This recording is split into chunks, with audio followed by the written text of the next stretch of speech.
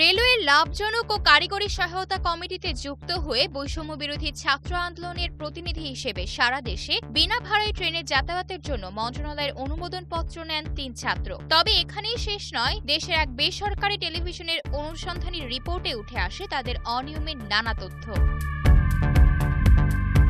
অনুযায়ী তাদের হাতে আসা রেল মন্ত্রণালয়ের একাধিক নথিপত্র বলছে মাত্র কয়েক মাসেই পুরো রেল মন্ত্রণালয়কে নিয়ন্ত্রণে নিয়ে অনিয়ম করছেন বেশ কয়েকজন শিক্ষার্থী। রেলের ইঞ্জিনের কার্যকারিতা বৃদ্ধি ও ভবিষ্যৎ পরিকল্পনা নির্ধারণের জন্য করা 7 সদস্যের কমিটির 3 জনই ছাত্র, যাদের কোনো ধারণাই নেই রেল ইঞ্জিন ও কার্যক্রম সম্পর্কে। আমার বলতে গেলে আমি বলবো আমার যে খুব একটা জ্ঞান আছে সেটাও না, আমি এগুলো জ্ঞান আরো অর্জন করতে যাচ্ছি। রেলের ভবিষ্যৎ নির্ধারণের দায়িত্ব পেয়ে শুধু তারাই নয়, রেল ভ্রমণ করছেন তাদের বন্ধুরাও। মাত্র 3 মাসে ফ্রিতে 1.5 শতাধিক রেল টিকিট নিয়েছেন তারা, যার মূল্য 1,74,075 টাকা। নথি বলছে, আসলেই কি তারা উদ্ধার করছেন নাকি কালোবাজারি বন্ধ করতে গিয়ে নিজেরাই জড়িয়েছেন অনিয়ম আর দুর্নীতিতে।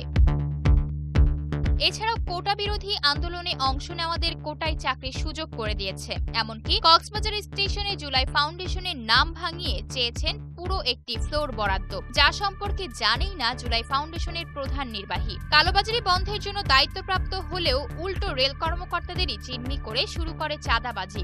ইতোমধ্যেই ফাঁস হয়েছে যার একাধিক কল রেকর্ড। কিছু তো জানাবেন না, ভাই মনে হয় ফোন দিচ্ছিল নাকি? কি রেজাউল ভাই? ফোন দেখ, কাউরে আমি কোনো ঘুষ টাকা চাঁদা এগুলো দিতে পারবো না। আপনারা যা করার করেন, কোনো ঘুষ টুস কাউরে 1 পয়সাও দিতে পারবো না। চাকরি করলে করবো, না করলে না করবো। পোস্টিং এখানে থাকলে থাকবে, না থাকলে না থাকবে।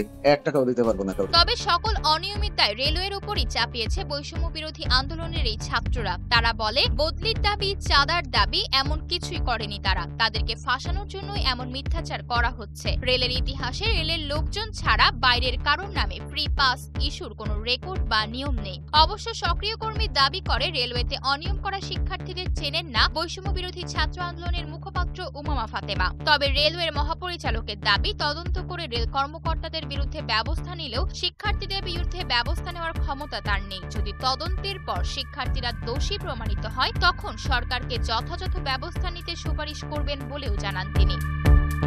সরকারি ট্রেনকে বেসরকারিতে রূপান্তর, রেলের লাভজনক এবং কল্যাণকর উদ্দেশ্য নিয়ে একাধিক টেন্ডারে হস্তক্ষেপ সহ বিনা ভাড়ায় ট্রেনে ভ্রমণের জন্য রেল পাসের মেয়াদ বাড়াতে এই ছাত্ররা এখন পর্যন্ত আবেদন করেছেন 3 বার। আয়শা অর্থী, নিউজ ডেস্ক, গ্লোবাল টেলিভিশন।